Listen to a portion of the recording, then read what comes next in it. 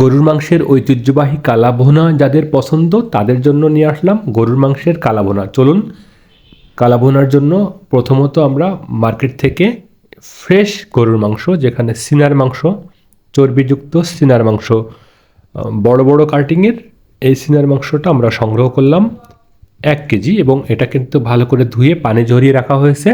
তারপরে প্রয়োজনীয় যে মশলাগুলো আছে এই মশলাগুলো আমরা ভেজে নিচ্ছি, হালকা করে ভেজে নিচ্ছি। তারপরে পেঁয়াজ বেরেস্তাটা সিম্পল আকারে তৈরি করে নিলাম এবং সরিষার তেলটাকে প্যানের ভিতরে দিলাম। ননস্টিক প্যানের মধ্যে দেখতে পাচ্ছেন পরিমাণ মতো সরিষার তেল এবং যে মশলাটা আমরা তৈরি করলাম সেই মশলার একটা মিক্সচার, পাশাপাশি কালাভুনার একটা স্পেশাল যে কালাভুনা রেসিপি, যা কালাভুনার যে মশলা সেটা আমরা অ্যাড করেছি। পাশাপাশি দেখতে পাচ্ছেন মাংসর সাথে এটা কিন্তু মেরিনেট করে নেওয়ার চেষ্টা করছি ভালো করে হাত দিয়ে। এখনও পর্যন্ত চুলাটাকে কিন্তু আমরা ধরাইনি, জাস্ট যে পরিমাণ মশলাগুলো আপনারা দেখলেন, যে এলাচ, দারচিনি এবং অন্যান্য যে মশলার যেগুলো আছে, যেগুলো কালাভুনার মশলা, এবং সাথে কিন্তু অবশ্যই সরিষার তেলটাকে বেশি করে দিতে ভুলবেন না, কারণ কালাভুনার জন্য অবশ্যই পরে রান্নাটাই হবে সরিষার তেল দিয়ে।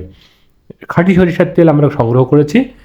দেখতে পাচ্ছেন এটা কিন্তু সুন্দর একটা মিক্সার হয়ে গিয়েছে। সাথে আমরা কিন্তু পরিমাণ মতো লবণ মরিচের একটা যে পূর্ব থেকে তৈরি করা যে লবণ মরিচের গুঁড়া, সেটা কিন্তু আমরা এখানে অ্যাড করে নিলাম।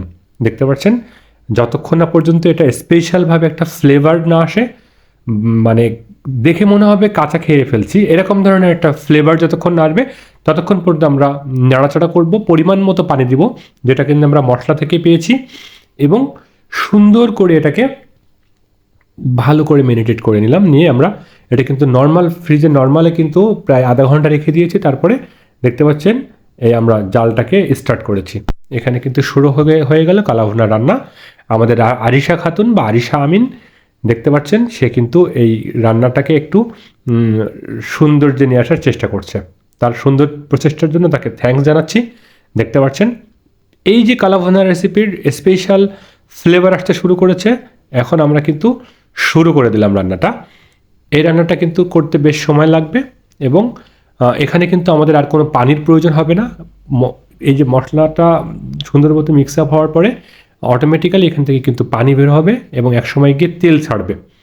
তো খানিক পরপর আমরা কিন্তু নেড়ে চেড়ে দিব। অবশ্যই এখানে সময় দিয়ে রান্না করতে হবে। রান্না ফেলে কোথাও যাবেন না, কারণ রান্না ফেলে কোথাও গেলে পুড়ে যাওয়ার সম্ভাবনা আছে। যদিও কালাভুনাটা দেখতে মনে হবে যে পোড়া মাংসের মতো, আসলে পোড়া মাংস না, এটা কিন্তু স্পেশাল কালাভুনা।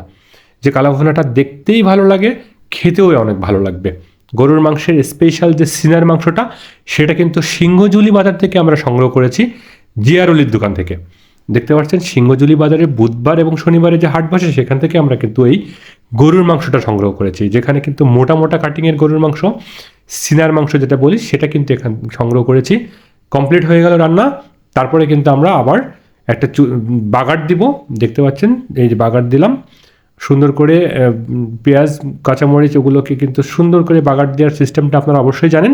এবং যে রান্নাটা আমরা তৈরি করছিলাম ওই রান্নাটাই কিন্তু এখানে সুন্দর করে শুকনা মরিচ প্লাস অন্যান্য যে উপাদানগুলো আছে সেটা দিয়ে কিন্তু আমরা বাগার দিচ্ছি, এবং ফাইনালি কিন্তু এই যে কালাভুনাটা রেডি হয়ে গেল। এটা কিন্তু করতে গিয়ে তেমন খুব বেশি সমস্যা হয়নি। এটুকু বলবো, আমার কাজের ফাঁকে অনেক ব্যস্ততার মধ্যেও আমি এই কালাভুনাটি, আমার মেয়ে বলল, পরিবারের সবাই বলছিল কালাভুনা পছন্দ করে, প্রথমবারের মতো ট্রাই করলাম এবং আপনাদের সাথে শেয়ার করার চেষ্টা করলাম। অবশ্যই ভালো লাগলে আমার ভিডিওটি লাইক এবং সাবস্ক্রাইব করতে ভুলবেন না, শেয়ার করতে ভুলবেন না, কারণ আমি প্রথমবার ট্রাই করলাম। আলহামদুলিল্লাহ এই কালাভুনাটি এবং ঐতিহ্যবাহী যে চিটাগংয়ের কালাভুনা বলি, সেই ঐতিহ্যবাহী বাংলাদেশি কালাভুনা বলি, বা যশোরের কালাভুনা বলেন, বা চৌগাছার কালাভুনা বলেন, বা বেনাপোলের কালাভুনা বলেন, স্পেশালি এই কালাভুনাটা অনেক সুন্দর হয়েছে। আমি নিজের পরিবার সহ খেয়েছি এবং আমার মনে হয় আপনারা বাসায় এই সহজ রেসিপিটা ট্রাই করতে পারেন। ধন্যবাদ সবাইকে, ভালো থাকবেন সবাই, এবং পরিবার পরিজনের সাথে অবশ্যই কালাভুনার রেসিপিটি তৈরি করতে বলবেন না। এটা কিন্তু খাসির কালাভুনাও হতে পারে, যারা খাসি পছন্দ করেন বা মাটন পছন্দ করেন, মাটনের কালাভুনাও কিন্তু একই প্রসেসে রান্না করা যাবে।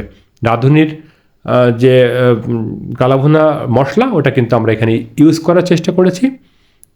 পাশাপাশি সুন্দর একটা রেসিপি পেয়েছি। ভালো থাকবেন সবাই। দেখা হবে নেক্সট কোনো ভিডিওতে। আসসালামু আলাইকুম রহমতুল্লাহি ওবরাকাতুহু।